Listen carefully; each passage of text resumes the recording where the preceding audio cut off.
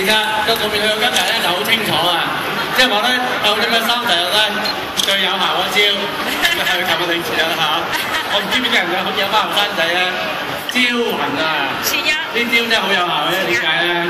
啲老人家去到呢個年紀咧，一定要反省，你賺咁多錢嚟做乜啦？係咪先啦？帶唔到落去啊嘛，係咪先？咁和黃咧就喺呢個，即係大家應該記得咧，就喺24年前咧。喺大陸89民運426人民日報出嘅聲明咧，就要堅定不移地鎮壓社會動亂。今日和黃咧第3次登嘅廣告喺呢個報紙裏邊，其實嘅作用咧同當年咧呢個兇神惡煞嘅426聲明咧係完全一樣，企圖想扼實咗即係呢個公運。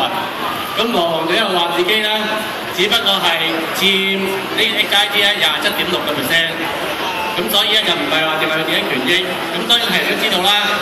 作為一間上市公司，係冇一個人係會佔100%嘅，就算和黃長實都係，李嘉誠都係幾廿%啫嘛。咁但係李嘉誠會唔會話和黃長實唔係佢啊？唔會噶嘛，係咪先？所以所有係和黃長實旗下嘅公司，呢一個李嘉誠佢其實都係要負責租咗入去，都係老闆嚟嘅。咁去到今時今日。和黃話自己每一日咧，因為罷工嘅損失咧係500萬，咁而家罷工咗30日啦，已經係損失咗1億5千萬。而家應承啲工人加薪，就算係2成啦，都係幾千萬啫嘛。我都唔知點樣計數啊！咁真係。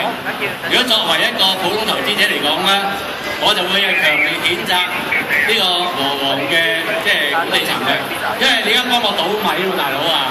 即係如果你快啲加人工或者復工啦，根本成間公司嘅業務可以繼續落去。但係而家你咧寧願掟啲錢落海，都唔肯改善啲工人，即係工人嘅本身嘅合理要求，根本完全冇道理嘅。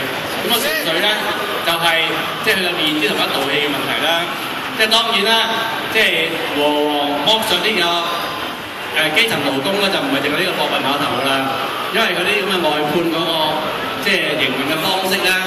喺和黃旗下好多嘅企業，包括百佳啊，包括呢個屈臣氏啊，都係咁樣做法㗎。咁所以咧，可能咧佢從呢個角度考慮咧，驚咧呢個退一步咧，就係其他和黃旗下所有嘅即係員工咧都會起嚟咧，即係特別有啲外判嘅工人啊，就爭取合理嘅權益。咁所以咧，大家應該要明白咧，今次呢個罷工工人嘅罷工咧，就唔係淨係為咗即係呢個葵涌碼頭嘅工人本身嘅福利，呢個係全香港所有工人階級嘅福利。因為大家知道咧，回歸之後，其實即係香港嘅勞工啦，無論個勞工嘅條件同埋勞工嘅狀況咧，都係不斷下降。但係大家諷刺咧，就知道咧，理論上喺港英時期，工人階級係冇代表喺行政局㗎嘛，係咪先？但係回歸咗之後咧，大家知道由第一日開始，工聯會就有代表喺呢個行政會議啊。咁點解有聲稱代表工人階級利益嘅政黨有代表喺呢個行政會議，係香港最高嘅權力機構，但係反而全香港嘅勞動階層嗰個工作條件同埋勞動嘅條件係越嚟越差啦。咁呢個係值得大家深思嘅，所以今次工人嘅罷工得到全香港大部分市民嘅支持咧，因為好簡單，就係所有打工仔，全香港350幾萬打工仔，人同此心，心同此理。因為碼頭工人嘅罷工爭取嘅權益，其實亦都係為緊全香港工人階級爭取佢哋合理嘅權益。所以，我覺得每一個香港市民，特別每一個打工仔，都應該企出嚟支持香港嘅碼頭工人嘅罷工。所以就係撐罷工。